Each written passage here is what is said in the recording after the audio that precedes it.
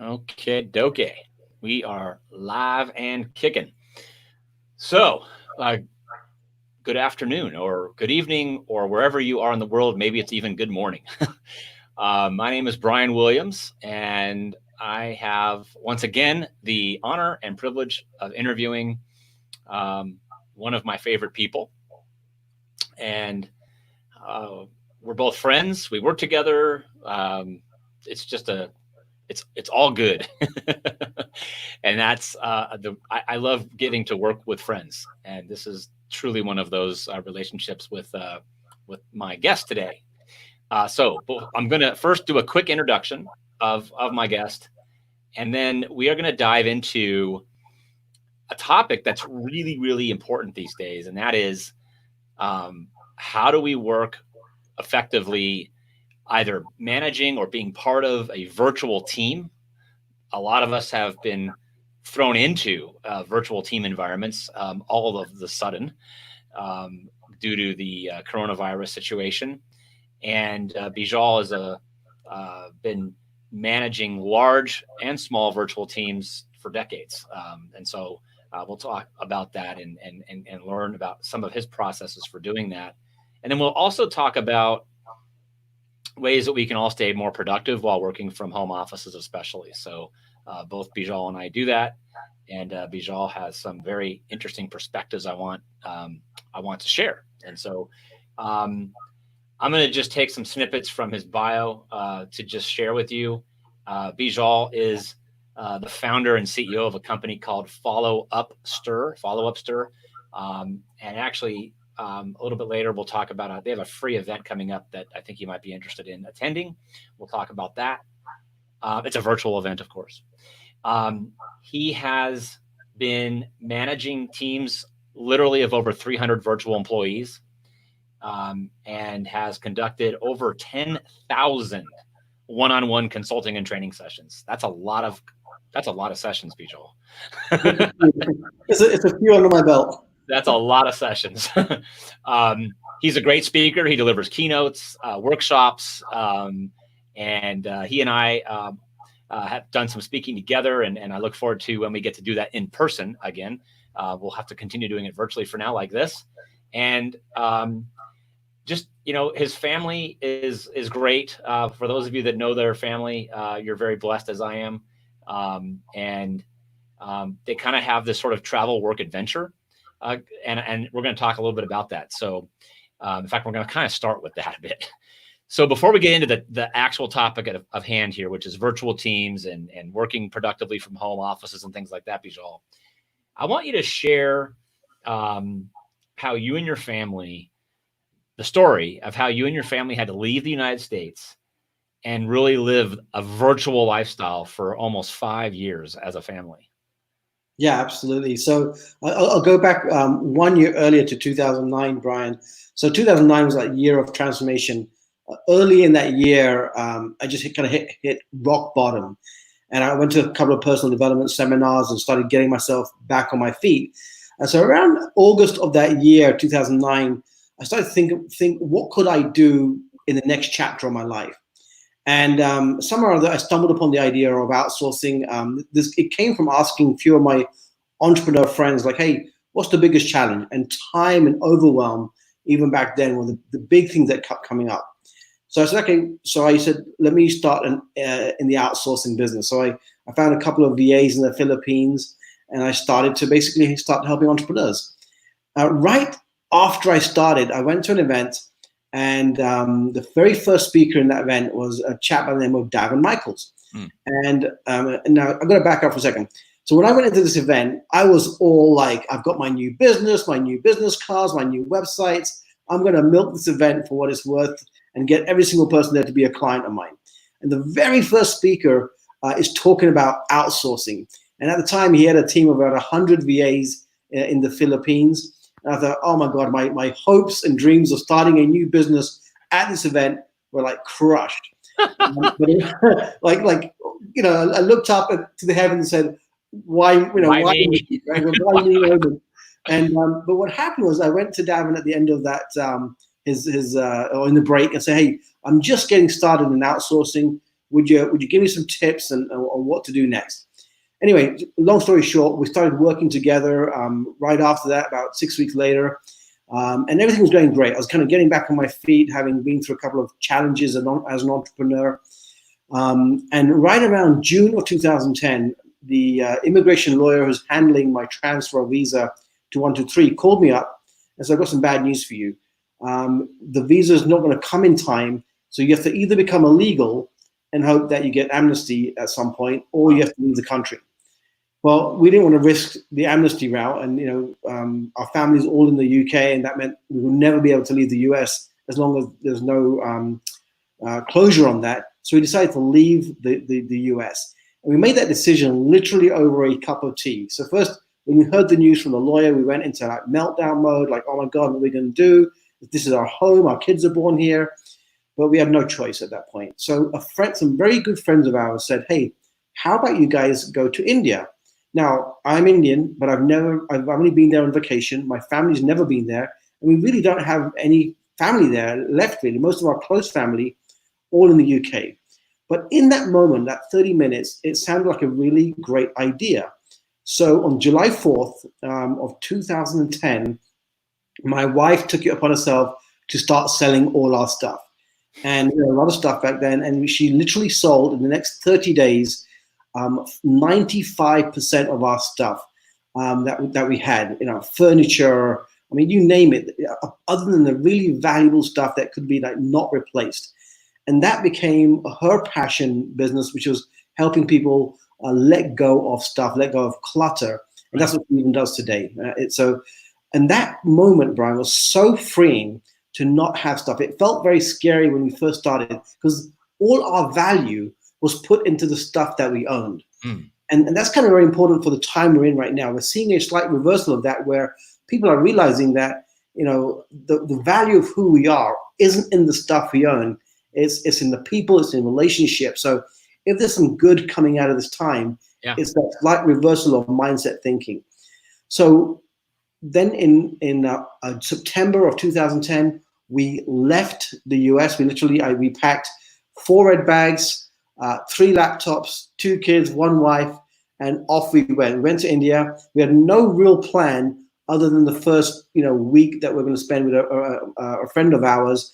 And from that moment on, it was like week to week of where we're going to go, what we're going to do. And for 6 months, we just traveled all over India. No set plan. It was simply someone would say, hey, have you gone to this place? We said, nope. We book a ticket or book a bus, whatever, and we go to that place. And it was such an incredible time for us. So 6 months, we did that. Now, all this time we were traveling, I was still managing a team of virtual assistants in the Philippines. So I had to get really good at managing my time, spending time with the family, and still making sure that work got done. And if it wasn't for a virtual team and a virtual management team, it would never have been possible, right? So I'll come back to that in just a second. So then we settled down. We found a place in a city called Bangalore, India, which is towards the south of India, and that became our home base. Now, Bangalore, India is known as kind of the IT capital of India. A lot of Western companies have their development center there. Right. So that became a melting pot, not just for Indians from all over India to come, but even in fact, people from all over the world. So I met a lot of great friends. Still some of our best friends are still in that city. Now, we thought we're going to be there maybe 6 months, maybe a year, and it turned into a 5-year adventure where we were homeschooling the kids. We had a very small apartment, nothing fancy, just the very basics. But being together, Brian, in those 5 years was magical. I would say it's been the best 5 years of our life. Wow. And in some shape or form, even today feels a little bit like that because it's forcing us to be together again. And because we're used to it, there's no real tension around that. It's actually a gift from in our world. Now, my older daughter, who was of course with us during our 5 years, she's in Spain. So our biggest, I'll say concern, but the fact that our communication with her is via Skype or Facebook Messenger, I'd say. So she's over there, and the 3 of us are over here.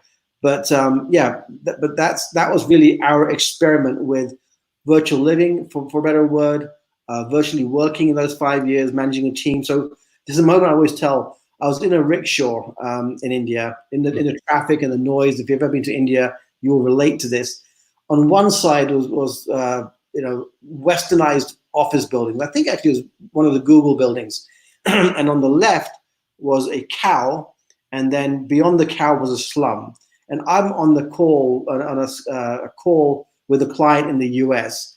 It's just one of those moments of how small and connected the world had become in that moment. Wow. And that would have been possible. That wouldn't have been possible even just a few years earlier when connectivity. We didn't have that same level of bandwidth to make Skype calls and Sure. Zoom calls during that time. So that was our 5 year virtual world venture. Wow. Well, that is awesome story and a great experience, and part of what makes you qualified to talk about how do you run a truly virtual team, a virtual business. I mean, you're traveling around India for goodness sakes, without even knowing the area, and we're able to do that. So that's awesome. So for those of you that have just arrived, I want to welcome you, and please feel free to use the comments area below wherever you're watching this. We're streaming this on 2 Facebook pages and a YouTube channel. So I don't know where everybody's watching from, but just comment below. We'll see the comments come in, and you can use them as a way to ask Beejel questions as well. So, I wrote some questions down ahead of time here just so I don't get off track, Beejel, because I can do that. So you've managed teams with hundreds of virtual employees, you've mentioned, and have consulted with thousands of entrepreneurs and business owners. What are some of the key insights that you have learned with all that experience? Okay, so I'm going to attempt to distill 10 years of experience into a single phrase, and that is projects cost you money and processes make you money. So let me kind of break that down for you. So for the first 8 or so years, we were pretty much whatever the client wanted us to do, we would have a go at doing. Sometimes well, sometimes mediocre, and sometimes not good at all. And our goal in the company was always, how do we improve our service to our clients? But it wasn't until about the 8th year that I had this kind of aha moment.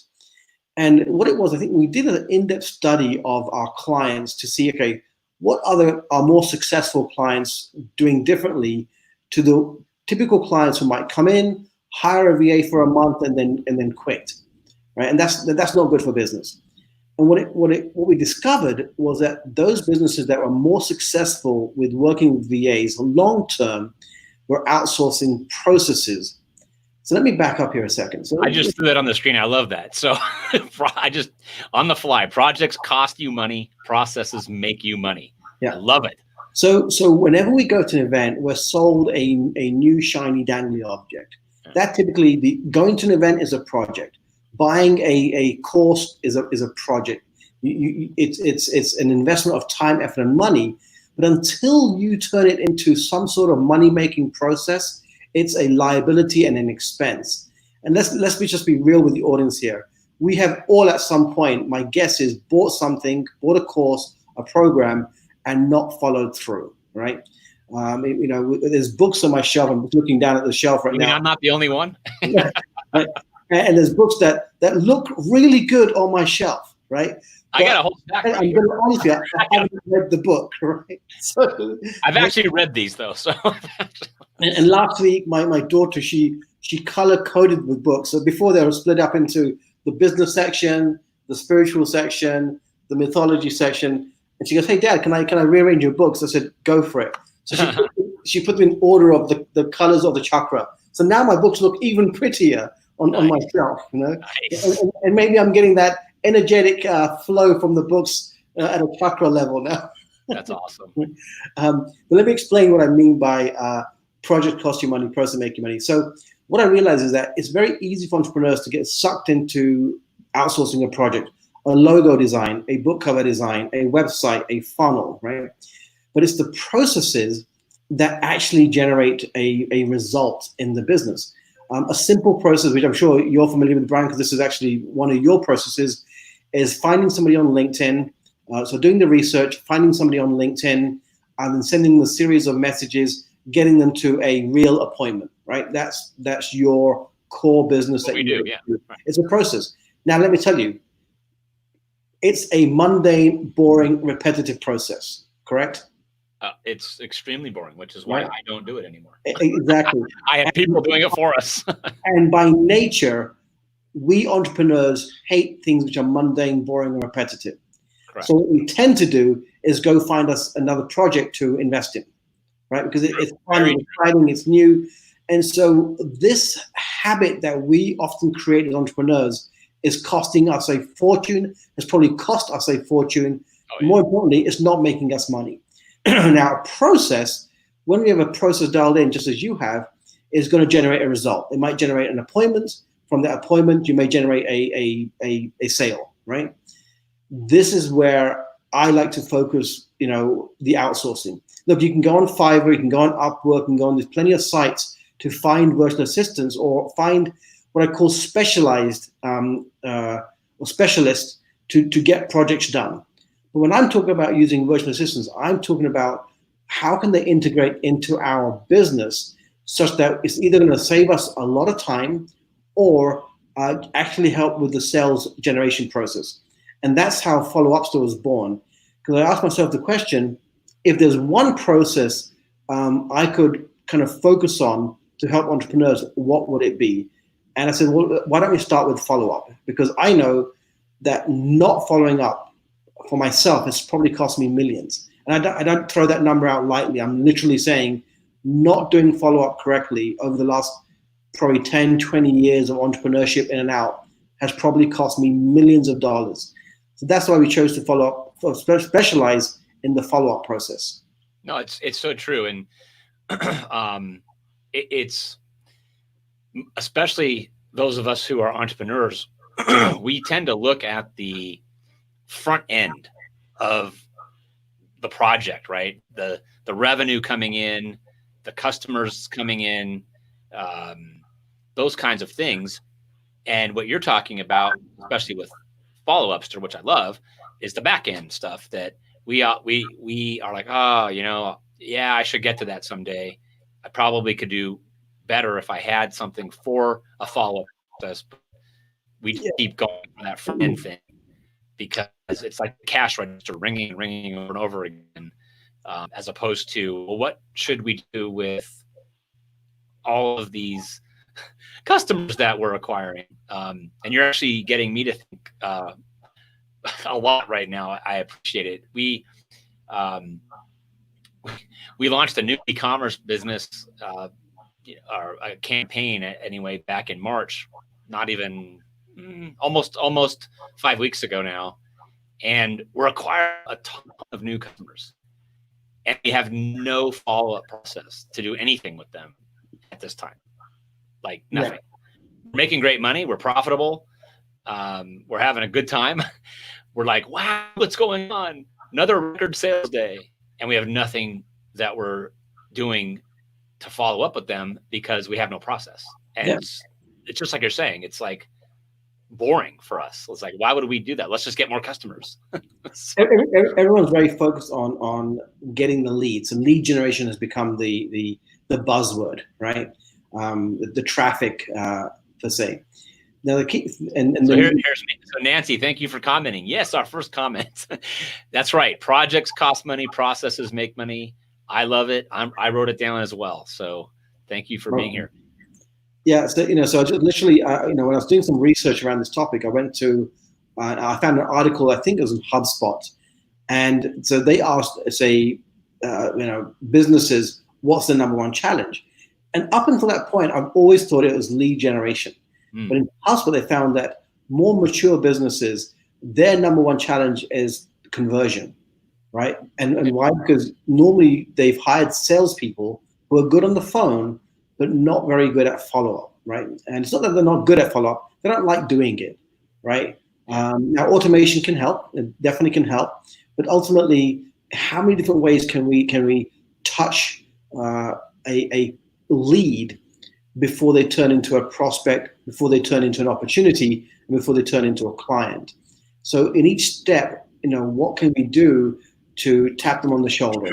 Whether it's, and a lot of people just default to one method, say email. That's become the de facto, right? But could you find that person on LinkedIn? Could you find that person on Facebook? Could you even, what we've started doing now is sending things by mail, whether it's a little greeting card, Hold on. a bunch of brownies, right? So you probably have an example right there. Right there. Well, so this is a great segue. So I know, for those of you watching, this is like totally non-staged. I guess is the way. It's very organic. Beejel and I have been talking about doing something like this for a while. We kept moving the date because life got in the way. And so we just like, we're just doing it at 3 o'clock today. Done. So you just said something about the mail, and that gives me an opportunity to actually show this card that I received, an actual card with a message in it in the mail from Beejel, promoting his follow-up event. And that was really cool. And here, so let's break this down. Let's be super cool, and it gets attention, right? So exactly. So let me ask you now, Brian. So we're there's so much digital clutter right now, right? Now I could send you and I sent you an email. I sent you some posts on Facebook, and you may have even seen them, right? Yeah, of course. And we have so much info coming at us from the screen. That is it worth it to me to spend a buck between the card and the mailing to send that to you and just get it in front of your face, right? 100%. It comes in an envelope. You have to open the envelope. 100%. Right. And so here's the best thing. Okay, so let's go back to virtual assistants. I never sent you the card. Right. So in this particular case, I actually had my daughter trained on the platform. That's awesome. And so I pay her a couple of bucks to send a card. I give her some money to set up a campaign, so she knows about campaigns, setting up groups, setting up contacts. So she manages my entire platform for the awesome. Right. So for full transparency, both Beejel and I, we use a platform called Banner Season that sends cards and other stuff, gifts and things like that through the mail. And I was not expecting this. I knew about your event, obviously. The fact that I got this card, I was like, you know what? That was really, really, really smart to send this out. So I have other questions. If anybody does ask questions, put them in the comments. But before we get to my next question, I would like to give a blatant plug, if you will, for your event. It's free, so it's really, we're not selling anything here, but just go over to followuprichesonline.com, and I'll be definitely attending the event. And it's with two of my favorite people, Beejel and Casey. So it's going to be awesome. So check it out.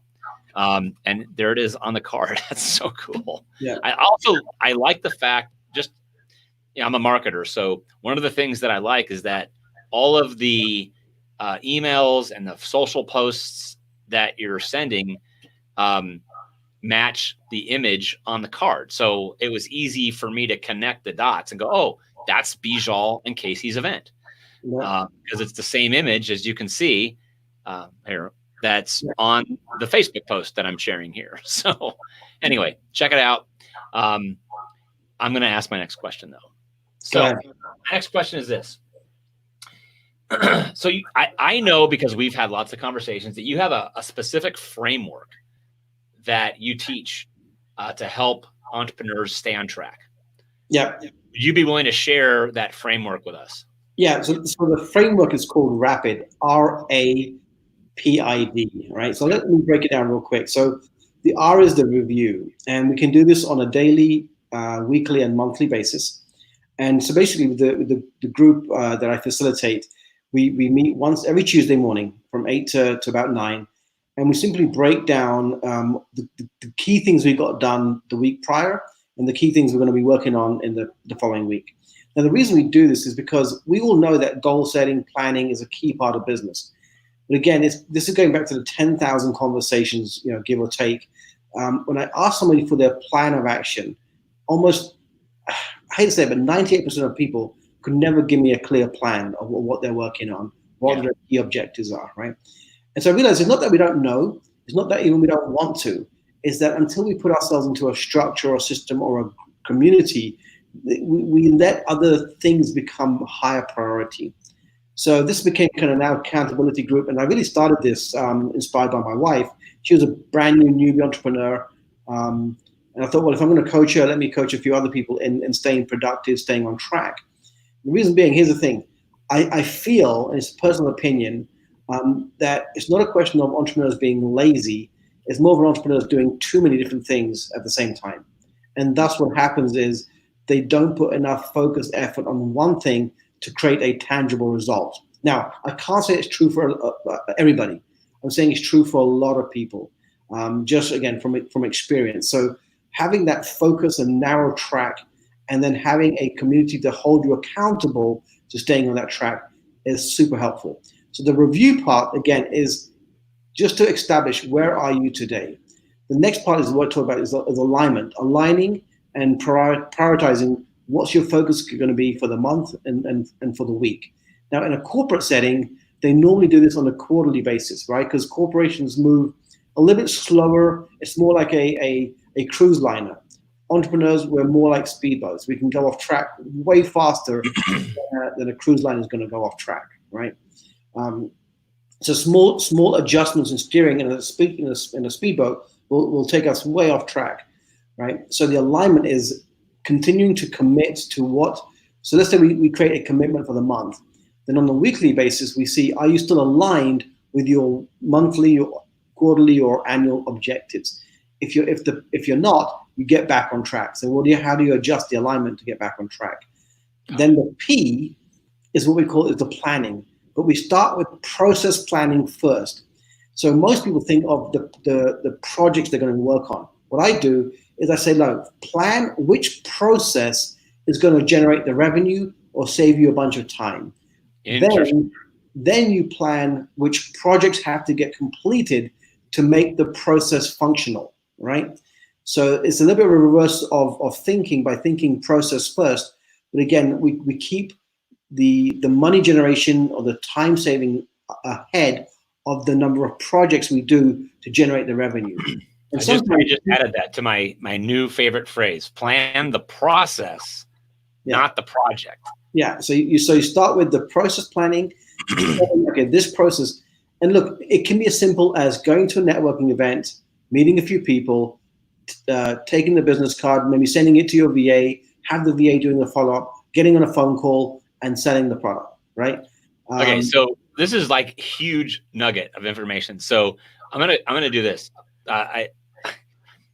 You started with projects cost you money and processes make you money, and now you're talking about plan the process, not the project, which is a total tie into that. I love this. This is really, really powerful.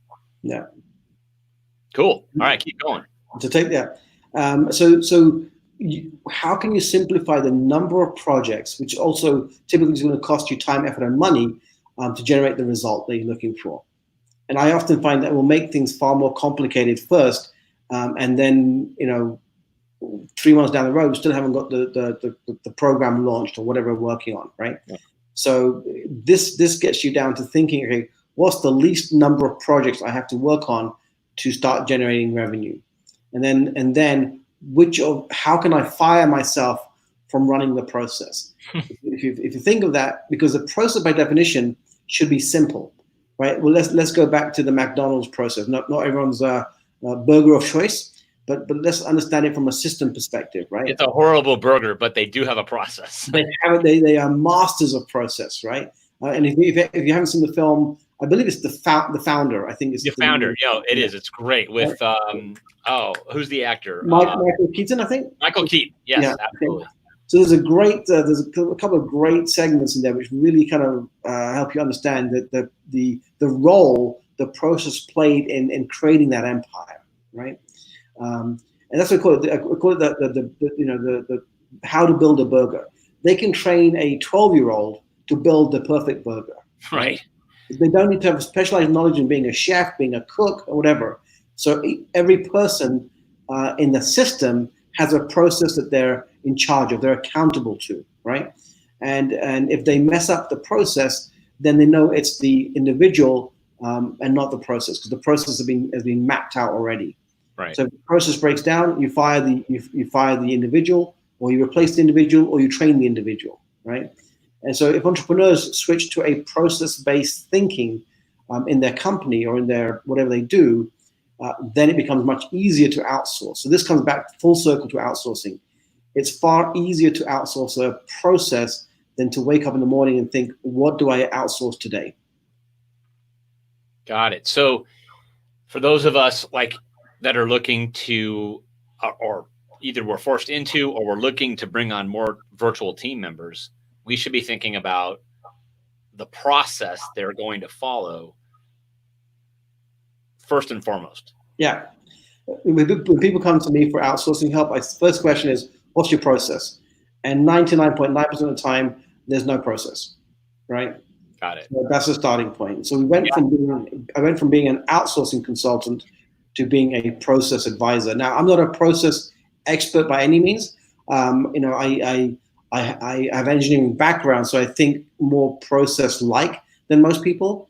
But it's forced me to also look at my day-to-day operations in terms of what's the process, what can I outsource, and that it just helps so much when you it literally takes 30 minutes, Brian, to sit down and write up a process and outsource it. But it's such a challenge for entrepreneurs to do that. I kid you. It is. No, I'm looking inward. It is a challenge, and it's so silly. Why? Because we resist doing it. It's like I've asked you to pull your own teeth out or something, right? No. And I remember when I hired my first virtual assistant through your company, you were like, okay, fill this form out, and what is your process? What is it that you want this person to do specifically? And I was like, huh?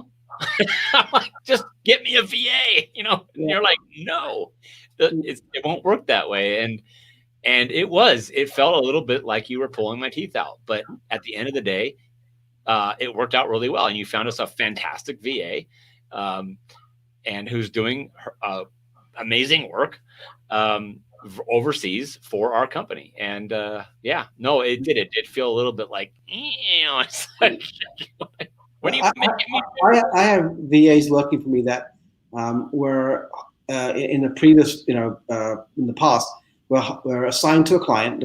It's just the client asked for a VA, the VA was given to them. We didn't get involved in the middle. It was the client's responsibility to direct the VA in what to do. 30 days into the relationship, it's not working out. The VA sucks, blah, blah, blah.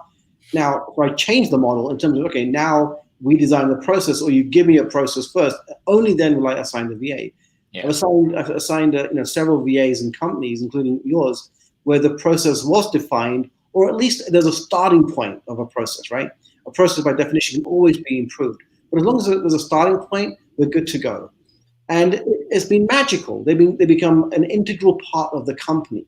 They do. And that's the key thing. And in fact, in many of the cases, they're actually adding more value to the process or to the company, because a lot of these VAs, they've been doing this job, especially if they're in client support, customer support, lead management. They've been doing this for 5 to 10 years. That's longer than most entrepreneurs have focused on that process. So yeah. I'm always referring back to my VAs. Hey, how would you do this? What suggestions do you have? And as long as you're hiring the right VAs, and again, that's where we help. They're the ones who are actually helping improve the process for you. All right. So I think you have a couple more of your framework items to discuss here. So, yeah. So next is identified. So here's the key thing. So we've got the plan. So let's say the plan involves, okay, I'm going to create a book funnel. Okay, so I'm going to create a book funnel, which means that one of the projects I have to do is write the book, right? Now we come to identify. So we've got this plan nicely mapped out, and imagine a whiteboard with a bunch of sticky notes. Each sticky note is a task, and you come along and you think, okay, hey, come up with a title for the book. Yeah, no problem. Write the chapter of the book, no problem. Write the book. And all of a sudden you realize that I've had write a book on my to-do list for 2, 3 years. Right? This is what we call the identify a obstacle or a challenge, then a solution or a resource. So let me explain. We go to these motivational events. We walk on fire. We break arrows. We pump our fist in the air. But we come back to life, to regular life, and we find that in most cases, not all the time, that the same challenges we had prior to walking on fire still are holding us back. So this is what it is that it's not often the big things that's stopping us. It's the little things, the granular things in our plan that once we can identify what exactly in our plan have we been resisting, can we create a breakthrough moment. So there's two compartments. When we call about identify a obstacle, there's two compartments. One is resistance and one is a restriction. So a restriction is I don't have enough time, don't have enough money, I don't have a skill set or knowledge, right? And all of those can be, you can find a solution to those more readily. The other one is a resistance. This is where there's no rhyme or reason for you not to make a phone call. We all know how to pick up a phone, dial a few numbers, and have a conversation. We all know how to do it. And yet, for most people, making phone calls is like it's like the Antichrist just walked into the room. It's like we will not do it, right? It's weird. Now, because you identified it very specifically, now you can dial in finding the right solution for that particular aspect of your plan, and then whether it's emotional support, whether it's doing some hypnosis or NLP, whatever is your flavor of the month in terms of breakthroughs. But at least now you know what to work on, right? And I got this kind of epiphany when I was doing some hypnosis training. I've been doing various forms of hypnosis training, NLP. And every time they said, okay, think of an example or something to work on. Now remember, we're going through trainings. This wasn't like me being a real client per se. But I'd keep coming back to the same issue from the past to work on as an example, right? And I realized, hang on a second, how many times am I going to keep working on this same issue over and over again? I said, that's not the issue holding me back. So when I started to identify the actual things in my plan that were holding me back, I was able to create much faster breakthrough. Things were getting done much faster. And that's why we have the identify following the planning. So now you can identify what in the plan may stop you from moving forward in the direction you want to go in. And the final part of the formula is drive, which is drive stands for how do you drive daily productivity, daily performance, which is basically discipline. The R is resilience. The I is being intentional. The V is valor, which is just a V word for courage. And the E is enthusiasm. So how do we drive productivity using those qualities about us? And so by doing this on a monthly, weekly, and even daily version, so we have a micro version of that, which is basically, Brian, hey, what did you get done in the last 24 hours?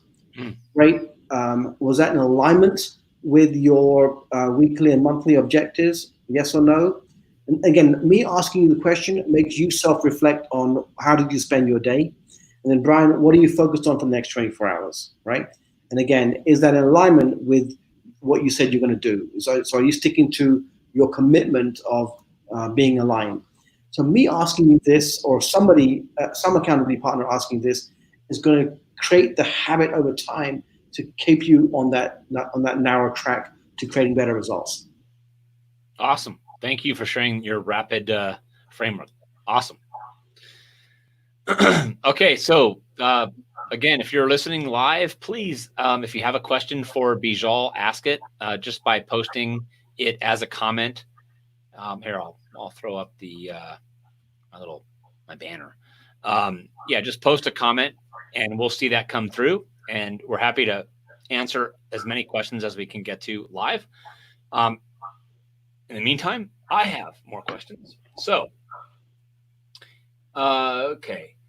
You have been working from home for like 10 or more years, as far as I know. And you and your wife homeschooled your children. How how do you stay productive? A lot of us are, for the very first time, working from home or stuck at home. How do you stay productive? How do you get all your work done? What do you do with the kids? Um, a lot of I hear and see a lot of people challenge with this, and you have a lot of experience in this area. So help us out. So, yeah. So, I mean, today I'm fortunate. I actually have a separate office in the home. But for most of those 8 years, at least going back to 2010, I was working from the living room table, the couch, the bedroom, whichever space in the home was not occupied. But the kids would be working around me. So the key thing is um, giving. We have to be disciplined in terms of our own schedule, but getting the kids involved in their own schedule also helps, right? So you can teach kids to create their own calendars of activities. So keeping a fairly disciplined daily routine really helps the entire family. And when you get the kids involved in co-creating that, they're more likely to stick to it. I'm not saying it's a perfect solution, but I'm saying that kids enjoy um, taking responsibility, right? At least my kids did. So they would get to hire their own. When we were in India, they would have a decision on picking a home tutor. They'd get to interview the tutor and pick a tutor. They actually have even fired a tutor because they didn't like him, right? Hmm. And so these are what we might typically have adult decisions, but we've always included our kids in all key decisions. Other than the one that we're going to India, but from that point on, where we went, and even though they're only 5 and 10, you know, um, they have some valuable insights, into the travels. It just reminds me of a story. We were leaving from America, and we were going to the first leg of the journey was to the UK, and we got upgraded to business class. So my Nice. younger daughter, she was 5 at the time. She goes, I think I can't remember if she was speaking to me or my wife. She goes, "Will Daddy be doing business on the plane?" Right. So, but kids play such a key role. They're a lot more aware of what's going on than we often give them Yeah. credit for, even at a very young age. And they definitely feel the emotions of what's going on. So, if you're tense in this situation, then your kids are going to be tense, which means they're going to probably act out even more, right? If you're glued to the stats of the day and all the fear mongering, then they're going to feel that too, right? Yeah, for So the sure. more relaxed you are at home, relaxed doesn't mean that there's no discipline, right? You can be relaxed and still have structure in the home. You can have work areas, and you can train younger kids that okay, when dad or mom is in a certain area of home, or if they're on the kitchen table, then that's not the time to disturb them. But the key thing is this: that when you're not working, is to be more present for them, right? They don't actually need a lot of our time, even though we think they do. But when we are with them, then we need to be fully present for them so that they get their fill. So they have a cup, of what they need from you, and we can fill that cup very easily by being present, even for short bursts of time, and then they'll be content and go on and do their own thing.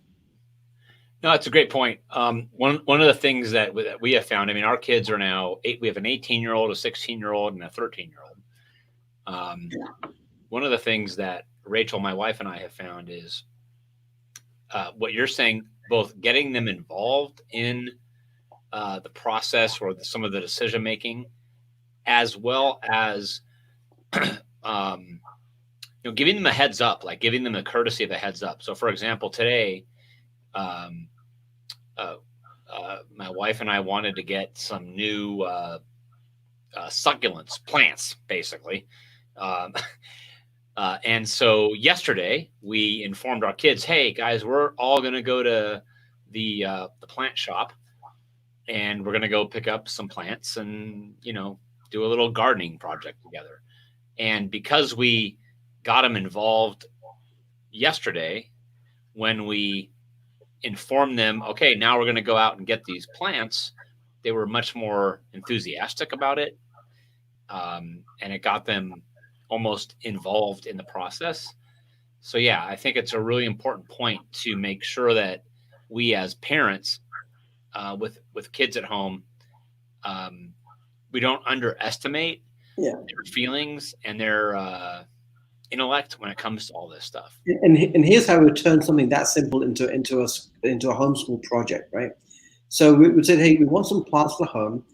We're going to give you guys, pick. You each get a chance to pick 2 or 3 different types of plants, but you got to do the research and figure out why that plant, what's the benefit of that plant, and do some. So you can turn it into kind of a biology, homeschool project almost. That's awesome. Okay, so the next time we do this, that's what we're gonna do.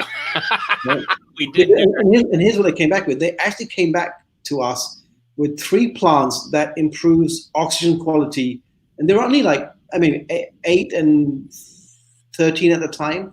So they came back with 3 plants that they found that improves the indoor air quality of the home. That is awesome. So, That's awesome. Wow. Okay. Um, I only have one more prepared question. So if you are listening and you want to ask Beejel a question, please do so just by commenting in any of the areas where you're watching our live stream. But I do want you to talk a little bit about your company, followupster.com. Excuse me, followupster.com. I know you have a free event coming up. I'll post that again. But tell us a little bit about what Follow Upster is and why we should be interested. well, so I mentioned that, I can't remember, maybe a year or 2 ago that I started reading the book, The One Thing. And Mm, so I asked myself the question: if there's one area of business that I felt I wanted to help entrepreneurs with, what would it be? I kind of played around with different things, and one of my passions is speaking. So, the last thing I ever thought I would be helping people do is follow up. Why? Because pretty much I sucked at it for most of my entrepreneurial career, right? But what's the phrase? We teach what we most need, or something like that, right?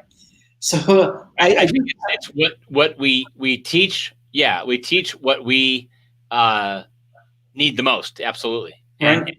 in part because it forces us to learn what it is that we're teaching. So Yeah.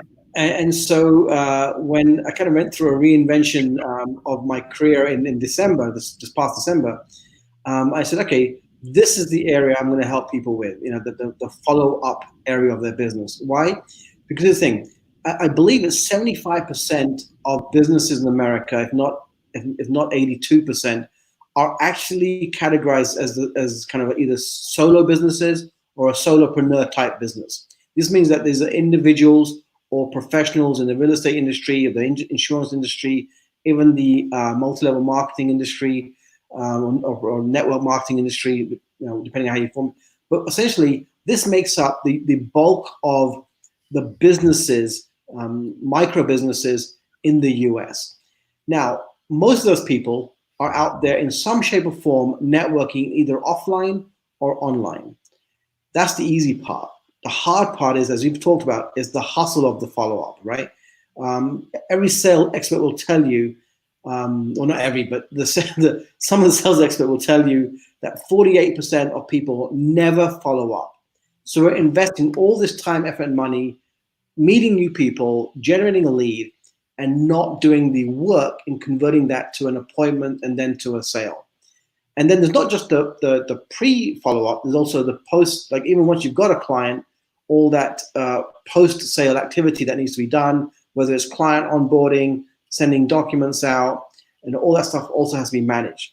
So I picked this one small niche in the market to really help entrepreneurs with. Again, it came from realizing that I've done a pretty shitty job of doing that for a lot of my entrepreneurial career, and just making that a focus. How do I stay in touch with people? And here's what I realized, Brian: it's not just about the money. The treasure, you may have heard the saying, the fortune is in the follow-up. right. I want to rephrase that. The friendship is often in the follow-up. Hmm. Our relationship wouldn't exist if it wasn't for some form of follow-up that we've both done for each other, right? That we've met, And there've been, even after we met, there've been periods of time where we may have not talked for months, right? Even if I want to refer somebody to you, it's not that I wouldn't refer them to you. I simply forget that you have that business, right? And I've got some friends who do some great work in different areas, and I'll meet people all the time. In the moment, I simply forget that, you know what, so and so could help this person with this thing, right? So follow up creates friendship, follow up creates referral partners, and there's nothing like being able to connect someone you've just met with somebody else who provides the solution and creating that mutual relationship. And so when we talk about during the event, follow up Riches Online, we'll be covering all of these different follow up ways you can follow up, not just the tactics, but why you want to follow up with somebody. You know, it's not just purely about the sale; it's about the relationship. It's about being a connector for people. So awesome. So, yeah. If you all want to learn more about this, it's free. Go to followuprichesonline.com and sign up and learn more from Beejel and one of my other friends, Casey. So, yeah, that's awesome. Well, Beejel, I have no more questions, and we have not received any new ones. So, I am going to give you the mic again to close us out because we're pretty close to the top of the hour. Wow. Well, Brian, so first of all, thank you so much for having me on interviewing me today. It's we've been talking about doing this for a while in some shape or form. I'm glad we finally got the opportunity, the window to do this. But that's what this situation is allowing us. I don't call it a situation. This circumstance is allowing us to do.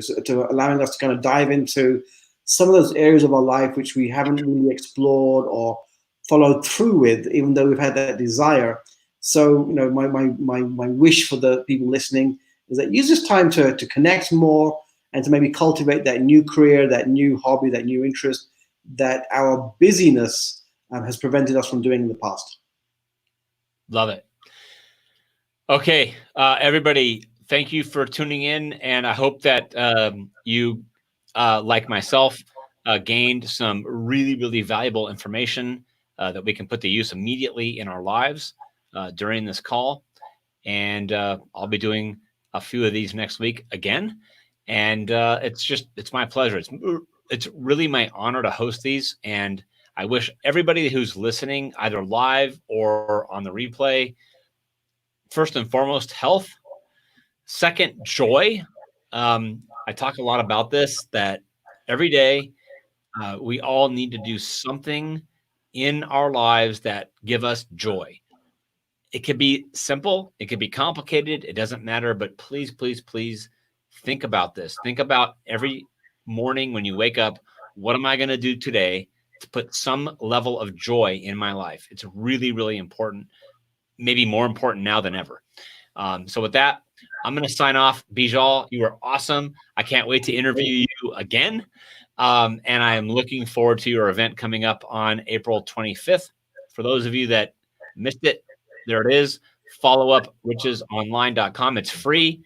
So if you're interested in this topic, please, please, please sign up. And that's it. Thanks so much. You bet.